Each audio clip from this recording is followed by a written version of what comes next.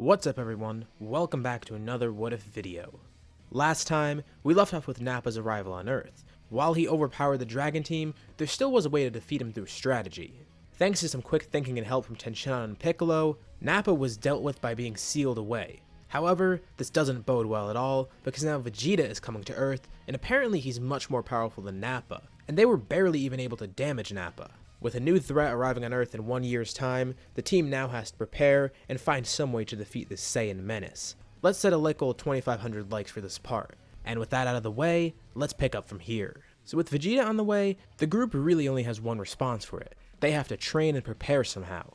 So, what's the best course of action? Well, at least for a few months, Piccolo's going to be going off on his own because he doesn't really want to train with everyone else. But they all plan right now to head to Kami to train. Besides Kakarot and Raditz, this will probably be very beneficial for them because they'll get their first experience training with him.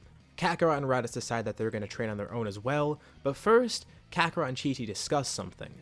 Gohan came up to them and asked something. He wanted to help, but he wasn't sure how. Isn't 4 kinda young to fight? Well, without a doubt, everyone could tell that Gohan has potential within him, but he just can't start training with Kami right now. And I mean, it would be pretty good for him to prepare to fight in the future. Even if he's not involved here, it'll be a good skill for him to develop early on. Even though he's young, they have a good place to take him right now. They consult with Grandpa Gohan and Roshi, who are going to try training the young child. If he even has half as much potential as Kakarot or Raditz, he'll be a very powerful fighter. While she does want to go train with Kami, Chi-Chi of course wants to be around Gohan, so she sticks with training with Roshi and Gohan. Well, both Gohans. And with all that settled, Kakarot and Raditz decide to head off on their own to train together, with Kakarot trying to catch up to his brother who's far ahead. After some time training, they remember something that they rarely ever used, and it might be worthwhile to train with it. One night there is a full moon, and while they would normally avoid it, they realize that they still have their tails and could use this to their advantage. While they might not be able to use it at will during the fight, training as a grade 8 probably would be very beneficial for them, and it will allow them to get ahead faster. Plus, in the near future, in case something does happen, they'll have the form under control.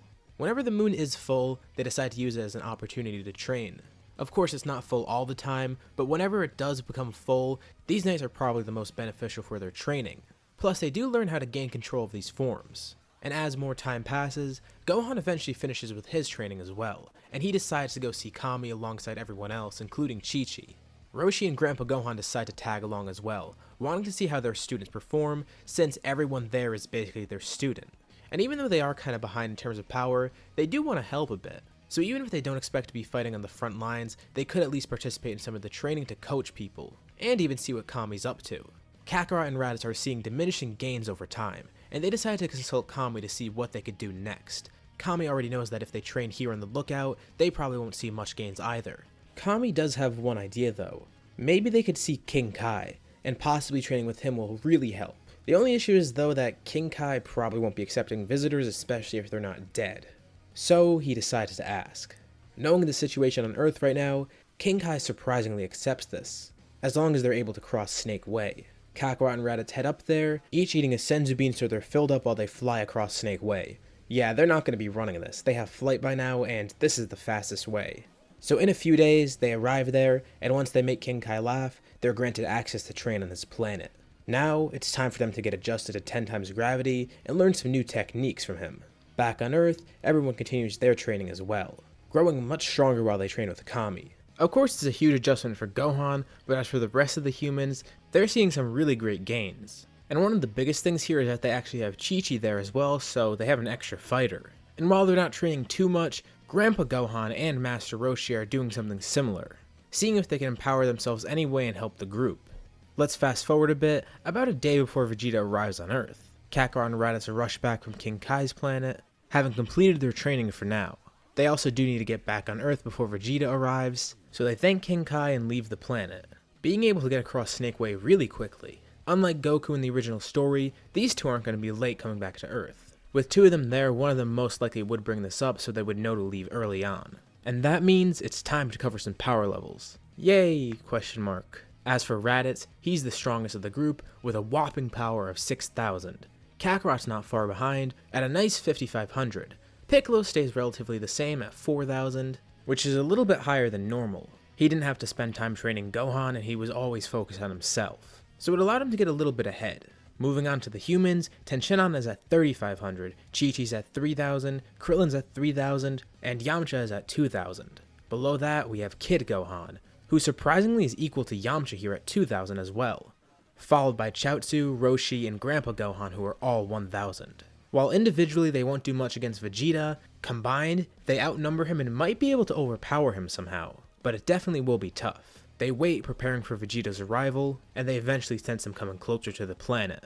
Too bad it's midday because that means Kakarot and Raditz can't use Great Ape, right? Well, maybe they get to use it after all. In a city not too far away, a ship crash lands, with the entire city blown up by Vegeta in one swipe. These Earthlings seem weak. How did Nappa and Raditz lose? Vegeta activates his scouter, and then he finds the true prizes. It seems humans aren't as weak as he thought after all. He detects some pretty high power levels, but they don't match up to him at all. They're all in the hundreds or low thousands, but he doesn't know that they're actually suppressing their power. They wait in a wasteland as Vegeta meets up with them. He sees 11 people waiting to fight the prince, and these odds seem really nice for him. He's had to deal with larger groups of people, so this is really nothing. The group plans to fight first, but in case that doesn't go well, there is a certain plan that they have that could end it really quickly, and it involves Tenshinhan using the Mafuba again. It seems like a flawless plan, but Vegeta is prepared for the worst. He could already tell they're preparing to use the technique, and from the scouter transmissions beforehand, he decides that Tenshinhan and Piccolo are his biggest threats, thinking that they're the ones needed to use the technique. Quickly, as they're preparing to use this, Vegeta goes full power and kills both of them. He's here for a real fight, not for whatever magic they use against Nappa. What's a Namekian doing here anyways? What a freakish planet. Everyone is just surprised because it happened so quickly. He casually just killed the two of them, with seemingly no warning beforehand. Kakarot and Raditz are especially angered at the lost Tenshinhan, and partially feeling the same for Piccolo because he made an effort to turn into a better person. And it also means everyone lost their teacher Kami. The battle hasn't even begun, and they already lost 3 people. Frustrated by this, Roshi even contemplates using the Mafuba himself, and he came prepared with capsules for it. However, he's stopped by Grandpa Gohan, not wanting to lose another person because he knows for sure that this technique would kill Roshi, and it might not even work. Disappointedly, Roshi agrees and backs down, but still keeping this in mind. If he somehow is able to pull it off, that's a guaranteed victory for everyone. The fight begins, and Kakarot and Raditz immediately use Kaioken ×2, and together, the two of them are actually a great match for Vegeta. With just Kaioken ×2, these two alone collectively overpower Vegeta. Plus, they have everyone else fighting. They deal some really good damage to Vegeta and seem to have the upper hand, until Vegeta decides to pull out one of his secret techniques. Looking around, it seems like Kakarot and Raditz don't have tails. Well, at least to his knowledge, they're hiding them right now, mainly due to them being a weak spot. Realizing this, Vegeta wants to use this opportunity to create an artificial moon, becoming a great ape and overpowering everyone else. Preparing a ball of energy in his hands, he flings an artificial moon up into the sky, telling everyone to prepare for their demise as he transforms into a great ape. While this lowers his power a bit, the trade-off is amazing because he could transform. Kakarot and Raditz look up in the sky, and they're amazed and happy to see this. Vegeta is confused. He thought they didn't have tails. But as he transforms, he sees something that terrifies him.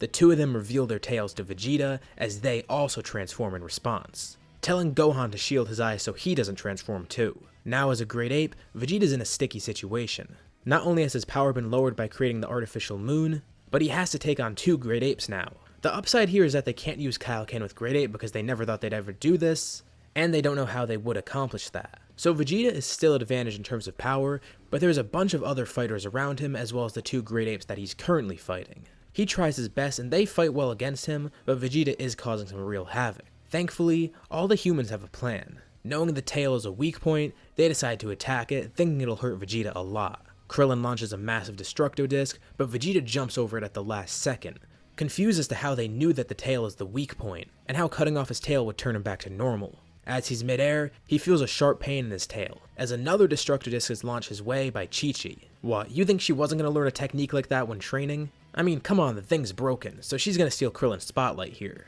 It's a good thing she decided to train with this technique instead of learning something from Tenshinhan or Yamcha, because by doing so, now Vegeta reverts to his normal state, and Chi-Chi saved the day here. Sorry for stealing your thunder, Krillin. Vegeta's back to normal, panting and damaged, with 2 Great Apes closing in on his location. They didn't even realize this would happen if they got their tails sliced off, so now they decide to protect their tails. But Vegeta has one last trump card. He could tell that he's not going to win this fight, so he might as well take down everyone with him. Mid-air, he begins charging his energy, while also focusing on using mobility to dodge attacks from the great apes. He's able to fake them out multiple times, and then as he's charging the attack, he flies far away so they can't interrupt him. He's going to blow up Earth, and by running away, he might be able to get to his ship in time to escape. The group attempts to chase him, but he makes a quick escape, and before they can catch up, his beam is fully charged. As everyone's flying towards him, he aims towards Earth, but while midair, Roshi quickly throws down a capsule, which turned into a small container. Without hesitation, he uses the Mafuba. Vegeta is caught up in a whirlwind, as everyone else looks over and sees what Roshi is doing. Grandpa Gohan tells him not to do it, but in a strained voice, Roshi says that he must. Thankfully, it's successful. He slams Vegeta down into the container as he falls to the ground, putting the lid and seal on it in his last breath. He gives a weary thumbs up and smile as he once again collapses and dies from this technique. Everything goes quiet. For the first time in a while, Kakarot and Raditz felt something that they haven't experienced since King Piccolo: true loss and sadness. Everyone is equally speechless, with Kid Gohan more so scared than anything, and the rest of Roshi's students in disbelief. They can't even feel anger because Vegeta is defeated, but their friend Tenshinhan, their teachers Kami and Roshi, and their new rival Piccolo are all dead. Possibly forever because there's no Dragon Balls now. Everyone is sad about it, but Kakarot and Raditz feel the most of all. Not thinking rationally, they feel guilt just for being Saiyans, the thing that Vegeta was seeking out. It's their fault that Vegeta came here in the first place. And although Vegeta's gone, they still couldn't do enough to save their friends. The fake moon is dissipated and they finally transform back to normal. Tired out, almost completely out of energy, they let out a burst of anger. And briefly, their ki spikes dramatically. As they yell, everyone looks over, and it almost looks as if they turned golden. The twins pass out from exhaustion, and everyone is equally confused and scared about what they just saw. Everyone here trained under Roshi, alongside Tenshinhan, and some even under Kami. So they're all just depressed. Plus Kakarot and Raditz just showed off this scary power. They pack up and head home, and Krillin starts thinking. He might have an idea. Vegeta made some remark about Piccolo being a Namekian, which would mean Kami is probably one as well. If they're the source of the Dragon Balls, do other Namekians exist somewhere in the universe? Maybe he's being too hopeful. Let's leave off here for now. So what will be done with Vegeta and Nappa's containers now that they're sealed? What will happen next time, and what did you think about this part? Let me know your thoughts and suggestions in the comments below, and I'll be sure to check them out to see what you guys think. As always, if you liked the video, be sure to drop a like. And let's try to hit that like goal that I set. And if you haven't already, why not subscribe, as well as hitting the bell icon to get notified about any future parts of this What If, or any other videos that I upload on my channel. Thank you all for watching, and I'll see you all in my next video.